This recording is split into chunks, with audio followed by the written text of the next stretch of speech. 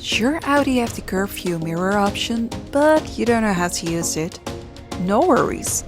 Just watch this video and I will show you in a few simple steps how to program and use the curved view mirror option in your Audi. But first, help us grow this channel by clicking on the subscribe button.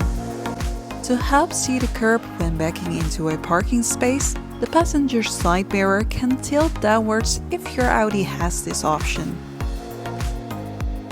To set this option correctly in your Audi, you first need to start the ignition. Place your foot on the brake and put your Audi in reverse. With the control knob on the driver's door, select the passenger side mirror. You can now adjust the passenger side mirror to your preferred position.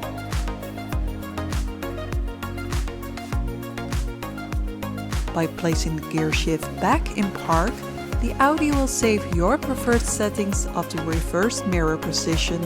When you are driving up to 15 km an hour, by turning the ignition off, or when the control knob on the driver's door is no longer in the passenger mirror position, the mirror will move itself back to the original position.